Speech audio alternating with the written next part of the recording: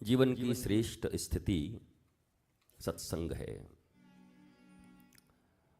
जहां मनुष्य को जीने के तरीके प्राप्त होते हैं। इस जीवन में सब कुछ हो पर ज्ञान न हो तो सब कुछ आपको पीड़ा देने वाली बन सकती है। पर कुछ न हो और तुम ज्ञानी हो, नॉलेजफुल हो, तुम जानते हो कि तुम क्यों आए हो इस जगत में, कि जो कुछ चल रहा है व्यवहारिक जगत में तुम्हारे अंतर मन को नहीं छूना चाहिए। अंतस में केवल जिन्हें हम परमानंद, परम शक्ति, परम सत्ता, परमात्मा कहते हैं, उनकी ही सत्ता होनी चाहिए। पर यह संभव नहीं है। उनके लिए जिन्होंने कभी गुरु की सन्निधि में रहकर अपने जीवन में गुरु ज्ञान प्राप्त न किया हो। गुरु ज्ञान, गुरु मंत्र का अर्थ ये नहीं है कि जीवन में कभी एक बार दीक्षा ग्रहण कर लिया और फिर साल में, 2 साल में, कभी 6 महीने में आए, कभी मिल लिया और वापस चले गए। इससे बात नहीं बनेगी। इस जीवन में आप जितने भी प्रयत्न, परिश्रम, उद्योग, जितने भी कर्म करते हो, उस कर्म का उद्देश्य क्या है? बिना उद्देश्य के कोई कुछ भी नहीं करता। और उद्देश्य एक ही है, आनंदित जीवन, मुस्कुराता हुआ चेहरा, आह्लादित मन, संतोष से भरा हुआ मन, बेचैनी, व्याकुलता, ये सबसे दूर, तनाव, टेंशन, डिप्रेशन, ये आए भी तो ऐसे हवा की झोंका की तरह फिर निकल जाएं। इसके लिए परम ज्ञान होना जरूरी है। इस दुनिया में हमने सब उपाय किए। हमने टीवी खरीदे, फ्रिज खरीदे, हमने बड़े बड़े गैजेट्स लिए, यांत्रिक वस्तुओं को लिया, पर बाद में पता चला कि उनको चलाने के लिए तुम्हारे पास करंट ही नहीं है, बिजली ही नहीं है, वो पावर नहीं है। तो ये सब चीजें तुम्हारे ऊपर बोझ बन जाएंगी। हमने जीवन को आनंदित, आह्लादित करने के लिए सब कुछ अर्जित किया, धन कमाए, प्रतिष्ठा कमाई, झूठी प्रतिष्ठा, दूसरों की दी हुई प्रतिष्ठा। दूसरों की दी हुई प्रतिष्ठा कब तक है? जब तक वो तुम्हें देकर रखे हैं। उनके मन के विरुद्ध होगे, तुम्हें नीचे गिरा देंगे। और ऐसी ही प्रतिष्ठा बचाने के लिए कई लोग अपनी पूरी जिंदगी को जीते हैं। मैंने कई लोगों को सुना है ये कहते हुए, मुझे धन से नहीं खरीदा जा सकता, लेकिन सम्मान तो खरीद ही तो लिए गए ना। धन से नहीं खरीदा, थोड़ा सम्मान दे के खरीद लिया। जिस दिन तुम्हारी बेइज्जती कर देगा, तुम कहीं के नहीं रह जाओगे। प्रज्ञा अपनी होनी चाहिए। हर मनुष्य के हाथ में रिमोट उसके ज्ञान का होना चाहिए। रिमोट अगर दूसरों को दोगे तो कब क्या करेगा क्या खबर। तुम चाहते कोई और चैनल, वो दूसरा चैनल लगा के बैठ जाएगा। तुम हंसना चाहते हो, तुमको रुला देगा। तुम जगना चाहते हो, तुमको सुला देगा। इसलिए रिमोट का अर्थ होता है सेल्फ रियलाइजेशन, नॉलेज, ज्ञान, जिसे हमारे ऋषियों ने आत्मज्ञान कहा। और यह गुरु चरणों में ही प्राप्त हो सकती है। और गुरु शब्द जब मैं कहता हूं तो ये याद रखना कि जहां कामनाओं के संबंध कम हो पर कम हो, संबंध एक ही हो, श्रेष्ठ ज्ञान आहरित करने का, ज्ञान प्राप्त करने का। आप सब यहाँ उपस्थित हैं, एक संयोग बन पड़ा कि हम कुछ मिनट बैठकर जीवन के उन अनसुलझे पहलुओं को सुलझाने की चेष्टा करें, जिसको सुलझाते सुलझाते हमारी जिंदगी धीरे धीरे दुखी, शोक में डूबी हुई और तकलीफों में गुजर रही है। इस दुनिया का हर प्राणी अपने ऊपर आए हुए दुख, शोक और तकलीफों को दूर करने का निरंतर प्रयत्न करता रहता है, पर सफल नहीं होता। सफल होता तो दुनिया की ये स्टैटिस्टिक्स नहीं होती कि 80% से ज्यादा लोग दुखी होते, 90% से ज्यादा लोग इस दुनिया में आज भी संघर्ष कर रहे हैं। मानव जीवन संघर्ष के लिए नहीं मिला है। कई लोग इसे बहुत अच्छा बताते हैं, जिंदगी हर कदम एक नई जंग है, जीत जाएंगे हम तू अगर संग है। ये बात सही है अगर ज्ञान, परमात्मा, ईश्वर, गुरु ये तुम्हारे साथ हैं, और गुरु का अर्थ ही होता है ज्ञान। जिनके साहचर्य में, जिनकी सन्निधि में, जिनकी समुपस्थिति में, जिनकी सन्निधि में तुम उनसे कुछ ट्रिक्स सीखते हो, अपने आंतरिक मन को, बुद्धि को, विचारों को नियंत्रित करने का तरीका। पर आपको जानकर आश्चर्य होगा कि इस विषय में लोग अवेयर नहीं हैं, इस विषय में लोग जागृत नहीं हैं। एक भेड़ चाल है, भेड़ों की तरह जीते हैं हम, पर कभी किसी जागरण के लिए हम गुरु के पास नहीं जाते। मेरी जिंदगी सोती हुई, खोती हुई जा रही है प्रभु, हे मेरे गुरुदेव, इसे जागृत करने का कोई उपाय कर दीजिए, मैं आपके चरण शरण हूं। ऐसे मांगने वाले इस पृथ्वी पर तुम्हें बहुत कम, कोई अलर्क, कोई आरुणि, कोई उपमन्यु, बहुत कम शिष्य मिलेंगे। मंदिरों में हो या गुरुद्वारों में हो, भीड़ भाड़ की है। उनको भी पता नहीं वो क्या मांगने आए, और बचपन से मांगते मांगते जो चीजें मिलती रही उससे वो कितने आनंदित हो गए। हर एक मांग, नई मांग ऐसी लगती है कि ये पूरी हो गई तो जिंदगी आबाद हो जाएगी, और वो मांग पूरी होने के कुछ ही घंटों के बाद, कुछ ही दिन के बाद लगता है जिंदगी बर्बाद हो गई है। और फिर एक नया डिमांड भीतर में उठता है, अज्ञानता से। अज्ञानता के कुक्षी, अज्ञानता के कोख से उपजे हुए कोई भी डिमांड, कोई भी मांग तुम्हें कभी भी सार्वभौम रूप से संतुष्ट, आनंदित, प्रेम और संस्कारित नहीं कर सकती। मांग भी बड़ी समझकर मांगना है। भारतवर्ष में देने वालों की कमी नहीं है। क्या मांगना है, ये बुद्धि नहीं, ये विवेक नहीं।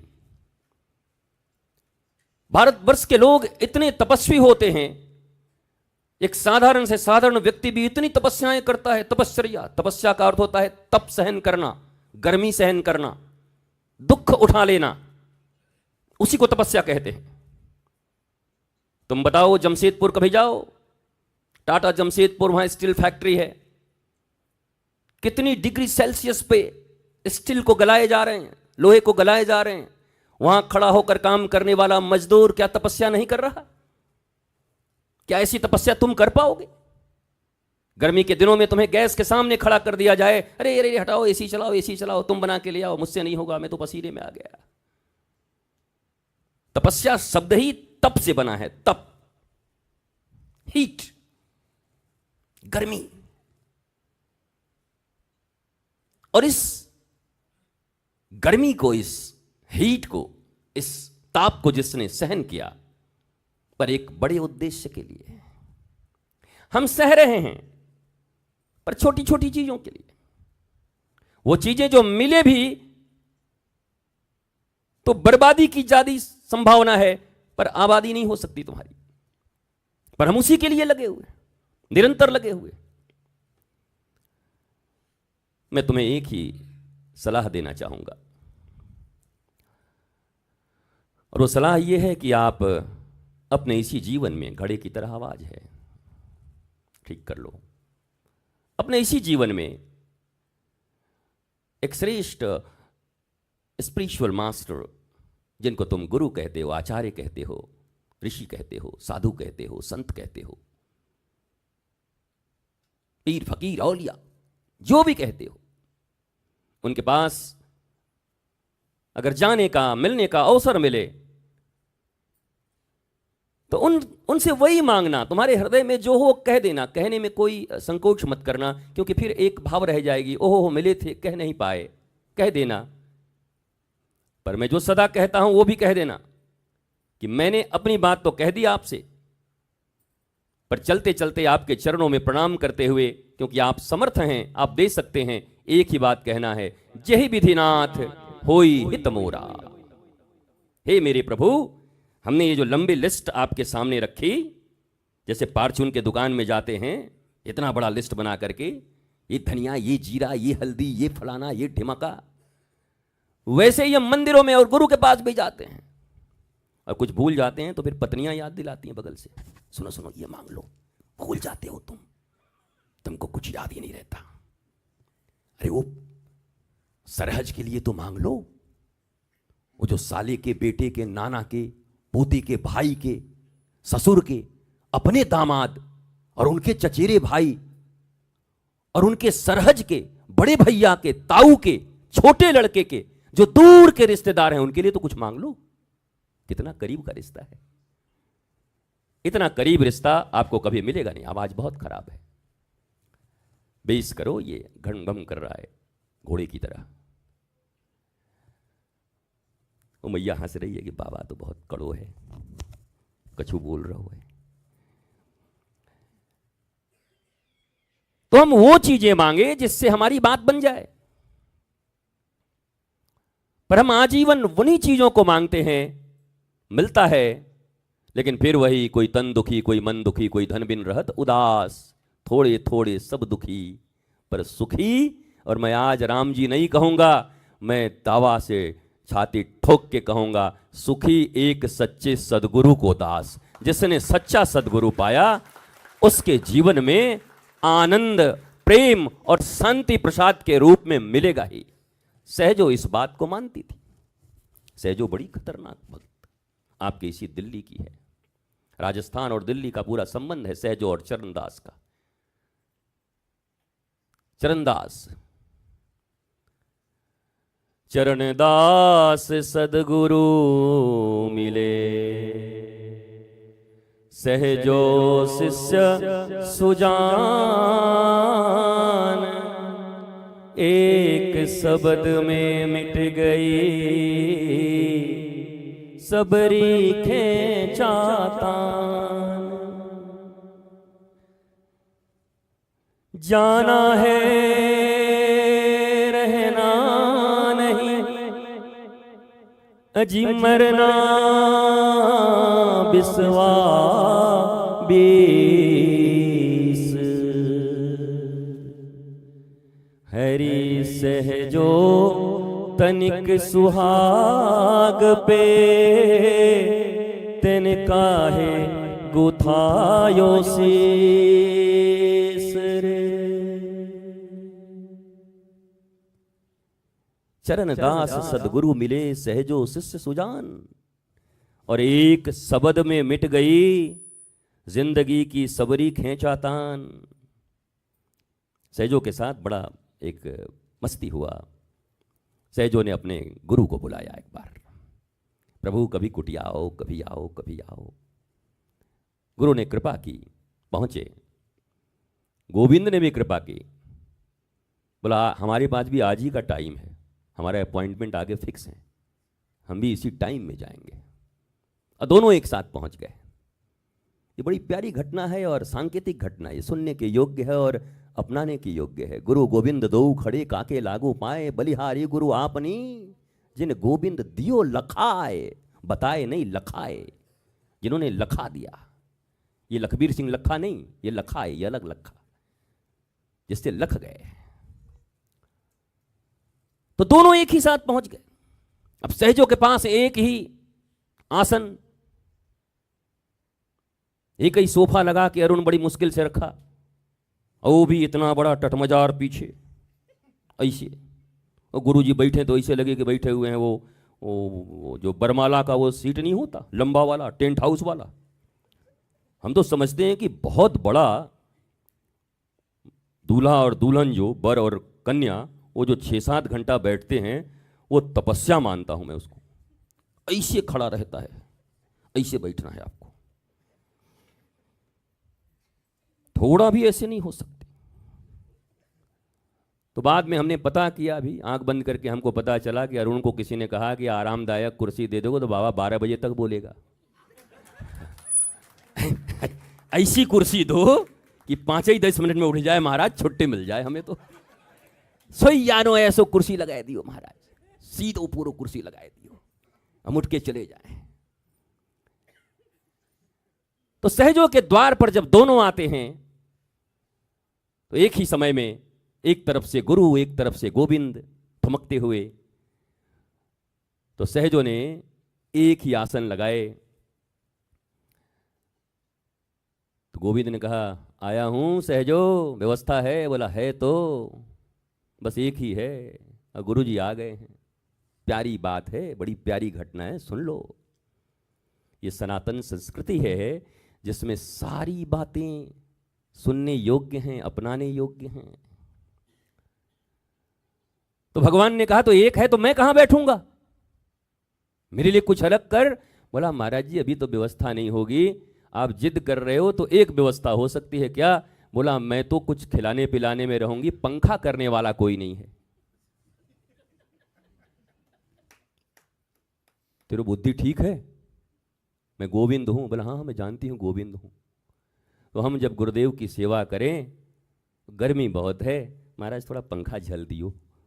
ठाकुर जी बोले एक कैसे के घर में हम आ गए भैया, आज तो बड़ी खतरनाक शिष्या है।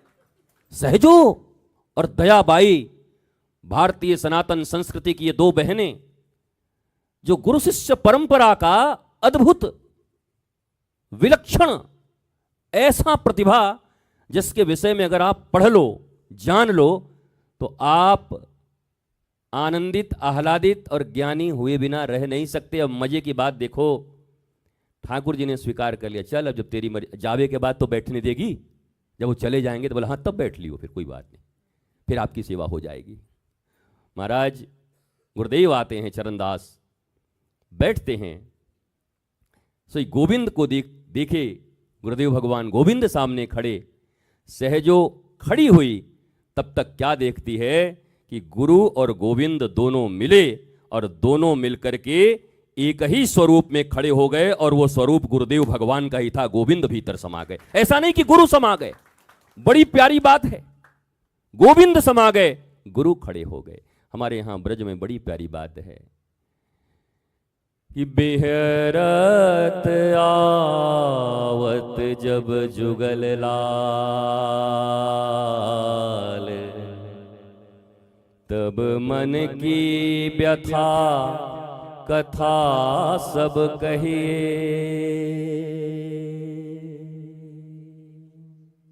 इस दुनिया में सबको अपनी व्यथा और कथा भी नहीं कहते।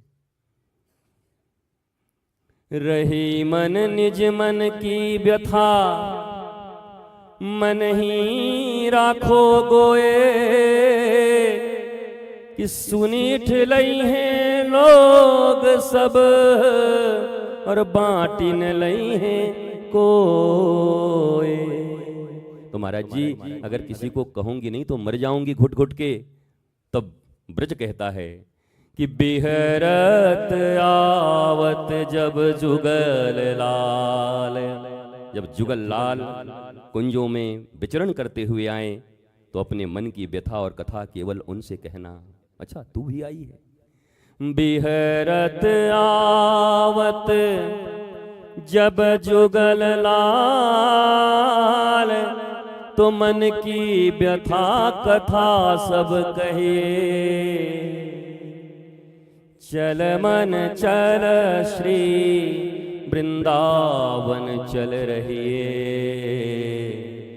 चल मन चल श्री वृंदावन चल रहिए। मन, तन दिल्ली में भी है, कोई बात नहीं, पर चल मन, कम से कम तू तो वृंदावन में वास कर, ब्रज की कुंजों में वास कर। और अगला लाइन बड़ा प्यारा है, राधा कृष्ण मिले जब दो, राधा कृष्ण मिले जब दो, तो सदगुरु रूप अवतारी, तब सदगुरु रूप अवतारे, सदगुरु रूप अवतारी। बोला जुगललाल कैसे पाऊं, वो न मिले तब। तब ब्रज के रसिक संत कहते हैं कि घबराओ मत, उसका भी समाधान दे देते हैं।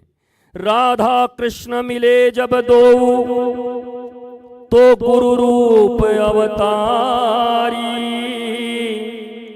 कभी युगल लाल का दर्शन न हो तो जब तुम्हारे गुरुदेव चलते हुए आए तो ये समझ लो कि आज जुगल लाल इसी रूप में मुझे दर्शन देने के लिए आ गए हैं। ये समाधान दिया ब्रज के लोगों ने वहां पर। राधा कृष्ण मिले जब दो, तब जुगल रूप अवतारी। तो सहजों ने गुरु का चुनाव किया। फिर गोविंद से पूछा कि ठाकुर इसी टाइम में आना था। तो गोविंद ने पूछा तुझे मेरी बेइज्जती ऐसे करनी थी? तो सहजों ने पूछा अच्छा तुम आए क्यों? कोई तो कारण होगा, कुछ तो रीजे होगे, तो हम तो गुरु गुरु करते रहते हैं, तुम्हारो नामो ही ठीक से ना लें। मतलब तेरी गुरु भक्ति पे प्रसन्न होके ही तो पैदल मैं तुझे दर्शन देने आया था। तो बोला जिस डॉलर और जिस रुपया के बल पर आए थे, क्या वो रुपया मैं खो देती? अगर गुरु निष्ठा के बल पर आए थे और आज अगर मैं गुरु निष्ठा खो देती तो क्या फिर तुम कभी आते? गोविंद ने कहा मैं तेरी गुरु निष्ठा पर रीझ गया, अब सदा तेरे पास ही रहूंगा। अगर उस दिन रामायण के उस प्रसंग की तरह जब भगवान शिव को कागभुसुंडी का प्राचीन रूप अपने गुरु के कृपा और गुरु के मंत्र से प्रकट कर दिया शिवजी को, और जब शिवजी आए तो गुरुजी को लात मार के शिवजी की तरफ भाग गया। आपने पढ़ा है रामायण, ठीक से पढ़ो। तो भागे, अब भागे तो भोलेनाथ कह बोले रे दुष्टो, जिन गुरुदेव की कृपा से, जिनके दिए मंत्र के माध्यम से मैं तेरे पास आया, तो उनका अपमान करके मेरे पास आ रहा है। वही भोलेनाथ ने कहा जा, अब तो तेरी मुक्ति नहीं है, मैं तो पहले इतने 84 लाख योनियों में फिर से भटक। गुरु कितने कृपालु होते हैं। वो अड़ गए और वहीं पर है सब ये नमामि समीशान निर्वाण रूपम, वो वहीं प्रकट हुआ है। गुरु ने कहा ये हमारे और चेला के बीच की बात है महाराज, बीच में आप कौन होते हो? श्राप दे दिए। शिवजी बोले बड़े बेकार आदमी है, हम इसके लिए श्राप दे रहे हैं, ये हमसे प्रश्न पूछ रहा है। बोला आपका अपमान क्या? बोला हमारा चेला हमारा अपमान करे चाहे सम्मान करे, तुम कौन? और बोले गुरु अपमान के बदले में मैं शिव हूं, मुझे उसको श्राप देना ही पड़ेगा। बोला महाराज जी अब श्राप तो दे दिए, अब उपाय बता दो, चेला हमारा है, थोड़ी सी नेक्सो भूल है वो हमारे बालक से, तो इतनो बड़ो सजा दे दोगे? तो भगवान शंकर ने कहा ठीक है, अब जो श्राप तो दे दिया, पक्का होगा, योनियों में जाएगा तो, पर मुक्ति कब हो जाएगी पता नहीं। टन टन जन्म लेगा खत्म, जन्म लेगा खत्म, वो बस गिनती के हो जाएंगे। आजकल जैसे वो मंत्र वाला नहीं करते हो, हाँ माला में तो थोड़ा महाराज देखो, माला तो ऐसे है, माला जपने भी सबको नहीं आता, तो क्या किया है वो वाला ले लिए, हाँ कर कर कर कर कर, कर फिर बीच बीच में मलबा दे, कितना पर गया 150, हे भगवान अभी इतना ही हुआ। तो वैसे ही उन्होंने कहा कि इनको पता नहीं चलेगा कि कब जन्म हुआ और कब मुक्ति मिल गई, मृत्यु हो गई, लेकिन कौआ का रूप इतना पसंद उनको आ गया कि उस रूप से फिर वो बाहर गए ही नहीं। कागभुसुंडी जी महाराज, मैं आपके सामने आज देखो, ऐसे तो हम बहुत मूड में हैं नहीं, मूड तो हमारा इतना ऑफ है कि मत पूछो, मिल मिला जाएं एक दो आदमी तो वहीं पे हम कूट दें, सीधी बात। घर वाले महाराज हम ढूंढते चल रहे हैं, कहाँ जाएं, रास्ते में भटकते, और ये लोग सायरन गाड़ी में लगा करके उधर दुनिया में रोला बनाए चल रहे हैं। हम ढूंढ रहे हैं कहाँ जाएं कहाँ जाएं। अरे माता जी, ओए मैया, सामने बैठ के हमरों पर ध्यान दो थोड़ा, वो तो फिर मिल जाएगा। सामने ही बैठ के बताओ मोबाइल कर रही है, हम क्या करें। और हमारे भाग्य में भी ऐसे ही भगत हैं, हम क्या करें। भगवान ने सब छटे छटाए हमारे पास भेजे हैं। महाराज जो बच गए हो सब चूरो माल तुम ले जाओ, पक्का माल कहीं और भेज दिए हैं, सब चूरा माल यहाँ भेजे पड़े हैं महाराज। भगवान तो वो महाराज सब उधर ढूंढ रहे हैं, हम रास्ता ढूंढ रहे हैं। वो काशी में एक बड़ी प्यारी घटना हुई थी कि एक गांव के आदमी आए, और आए तो अपना झोला डंडा, गांव के आदमी थे, झोला वोला लेके आए थे। तब तक एक आदमी आया, फूफा प्रणाम। वो भी घबराया अचानक, अरे फूफा कब आए, तो पहचानला नहीं हम बचपन में। उनको लगा अच्छा भतीजा होगा। बोला बढ़िया हुआ कोई नहीं था, बेटा इसको देखना हम स्नान करके आ रहे हैं। बोला मैं यही बताते है, रखा सब तो झोला कपड़ा सब डंडा रखवाया, और जब आए तो भतीजा दिख ही नहीं रहा है। तब ये घाट पर घूम रहे हैं, कह रहे हैं हम केकरे फूफा है, हम किसका फूफा हैं, कहाँ गया, पहली बार ही मिला था। तो ऐसे भतीजे भी बहुत मिलते हैं। हम पूरा नोएडा घूम रहे हैं, हम पूछ रहे हैं हम किसके गुरुजी हैं, कौन लेने आया था भाई, कोई तो मिले जो ले जाए अपने यहाँ। तो बड़ी मुश्किल से बेचारे मिले मिलाए, तब हम यहाँ पहुंचे, नहीं तो हम घूमते रह जाते, चक्कर काट के निकल जाते, नवग्रह का चक्कर हो जाता। आज तो रोला बना है महाराज बड़े बड़े लोगों का। ये सोच रहे हैं ऐसा गुरु है महाराज, कुछ न कहीं पैरवी करता है, न कहीं कुछ बोलता है। आए रहो सोचते हैं आज कुछ कर देगा, कल कर देगा, कल उनको मुख्यमंत्री जी को बोल देगा, प्रधानमंत्री जी को बोल देगा। ये किसी को कुछ बोलता ही नहीं है। अब कुछ चढ़ाओ तो उसमें से 1 रुपया निकाल कहता है पत्नी के हाथ में, इसको ले जाओ, कोई बढ़िया काम करता है, घूसो नहीं ले रहा है, इससे काम कैसे करवाएं। तो इसको घुमाओ 8-10 बार तो अपना ही घर छोड़ देगा, फिर आना जाना। हम बेटा छोड़े हुए वाले नहीं हैं ये घर हमारो है, हम मुखिया है घर के। और कितनों उपाय लगाओ, हम जाने वाले नहीं हैं, हम यहीं आवेंगे। ये भगा रहे हैं हमको। अतिथि वाला मामला, पति पत्नी 2 ही लड़ गए महाराज, अतिथि बहुत दिन से टिका भैया, तो पति पत्नी देव चूल्हा गमला कमछाओ, अतिथि देखा सूटकेस के साथ निकल गया धीरे से। तब पति ने पत्नी से कहा, अरे प्रिया तुझे चोट तो नहीं लगी, ये तो हम लोग झूठ में लड़ रहे थे कि कैसा वो भागे। तो बोले हम क्या सच में थोड़ी आपको मारे थे, हम भी चाहते थे वो मुआ भागे, इसके लिए आपसे लड़ाई किए। तब तक दरवाजा खुला, सूटकेस लेके बोला हम थोड़ी सचमुच भागे थे, हम भाई यहीं खड़े थे हम लोग। तो महाराज हम वो अतिथि हैं, तुम लीला भी करोगे तो हम पहुंच जाएंगे, फिर तुम्हारे लीला से हम तुम्हारी माया में भरमने वाले नहीं है। भाई देखो जीवात्मा कौन, माया जिसको नचाए वो जीवात्मा, माया को जो पार कर जाए वो महात्मा, और माया को जो अपने भ्रिकुटियों से नचाए वो परमात्मा। यही 3 कोटि के तो लोग हैं, जीवात्मा, महात्मा और परमात्मा। तो माया को जिसने क्रॉस कर लिया उसको कैसे भरमाओगे, कैसे भरमाओगे, उसको भरमाया नहीं जा सकता है।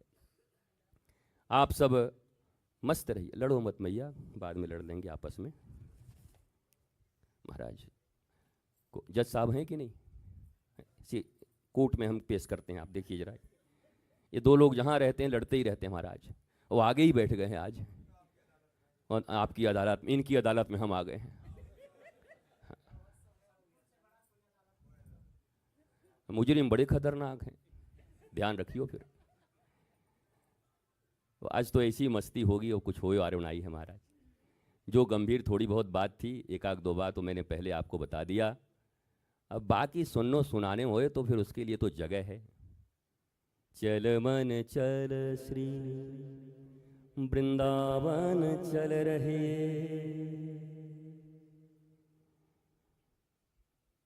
संत टूक ले पाए यमुना जल, परन कुटी छई रहे, चल मन चल श्री वृंदावन रहे। वृंदावन रहिए। उसके लिए तो वृंदावन ही है। तो आप सब वृंदावन आइए, आनंदित रहिए। आज तो हम खुश हैं कि आज कमिश्नर साहब की मैया को जितनों आशीर्वाद हमसे मांगे हमने सब आशीर्वाद दे दिए। और कमिश्नर साहब रास्ते में मैया से बोलते आ रहे थे कि हमारो शिकायत मत कर दी हो जाके, और उल्टो हम तुम्हें बोला तुम तेरो शिकायत ही करेंगे आज पहली बार। सो मैया ने शिकायत हमारे सामने कर दी कि यही नहीं लाता है हमको, हम तो महाराज जी गुरुदेव आना चाहते हैं। तो कमिश्नर साहब भी हैं तो ठोक ठठा रहे हैं बेचारे, देखते हैं पहले बढ़िया से 2-4 बरस तक देखें कि बाबा है कि ढाबा है। तो जब लगा कि मामला ठीक ठाक है तब मैया को ले आए महाराज, और नहीं तो फिर ये तो खुद भी नाम है, मैया कहाँ से आवेगी।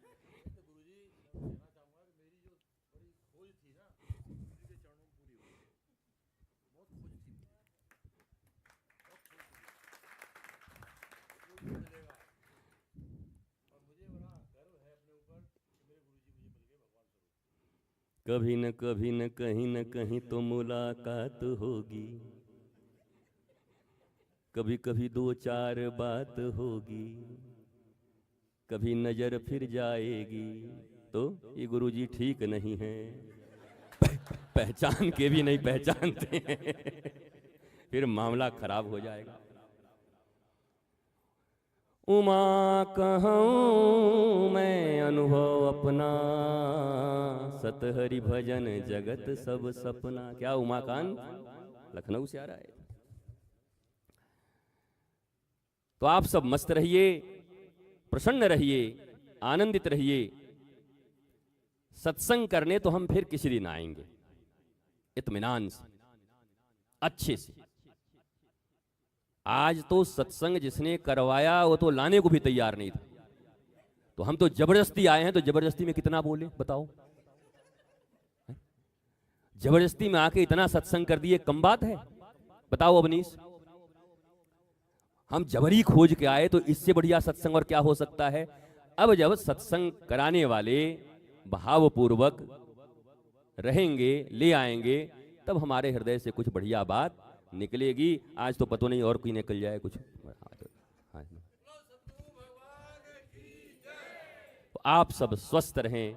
मुझे वो दिन भी याद है जब हम यहाँ बैठे, पूरा परिवार बैठा, और धीरे धीरे बैठ के छोटे छोटे बच्चे, वो महाराज दुनिया का एक ऐसा अविस्मरणीय पल बन गया कि उस वीडियो को कोई देख लेगा तो समझ जाएगा कि वास्तव में गुरु और गोविंद के सचमुच हृदय से चरण जहाँ पड़ जाएं और शिष्य भी पक्का हो, तो वहाँ शोक नहीं, आनंद की लहरें उठ पड़ती हैं। उस दिन यहाँ आनंद आ गया महाराज, ऐसा आनंद, ऐसी स्थिति। फिर पगड़ी उगड़ी सब क्या हुआ, रस्म पगड़ी। सो अब अरुण को भैया ने कहो सब पगड़ी है वो आ जाई। पगड़ी चल गई, अब गुरु जी की पगड़ी, अब क्या पगड़ी होगा? सारा मामला बन गया, सारा दायित्व अब गुरु जी का है। और वही होता है कि जब दायित्व इत्यादि दे देते हैं तो फिर घर का मुर्गी दाल बराबर। इसीलिए अरुण आज बोला कि अब आओ चाहे मत आओ, जैसे भी होगा देखते हैं। पगड़ी न चढ़े हुई होती तो फिर आज तो हम भी मुड़ गए होते, हम थोड़ी और कहीं जाने वाले थे। गाड़ी मोड़, चल वापस जा। तो हमारी समस्त मैया जो बैठी हैं, आपको हृदय में कछु बात होगी तो पूछ लेना, हम आराम से आपको बताए देंगे, आनंद आह्लाद दे देंगे, प्रेम दे देंगे, शांति दे देंगे। आपके जीवन के हर प्रश्न का उत्तर मेरे पास है। आपके पास जितने प्रश्न नहीं है उतने उत्तर मेरे पास है, जितने प्रश्न आपके पास होंगे। और हमने अपने जीवन में शायद 8 या 10 मात्र कथाएं की हैं अपने इस लंबे 51 वर्ष के जीवन में। हम मनमौजी हैं, 4-5 साल में मौज आए तो एक कथा चलो लगाए दो। ऐसा नहीं है कि हफ्ता में महाराज देख कथा, यहाँ से भागे वहाँ भागे, वो नहीं है। मौज 4 साल में एक बार, और वो भी दावे के साथ। पहले दिन कथा करते समय और कहते हैं कलम कागज निकालो, और निकाल करके अपने सारे प्रश्न लिखो, और लिख करके अपने जेब में डालो।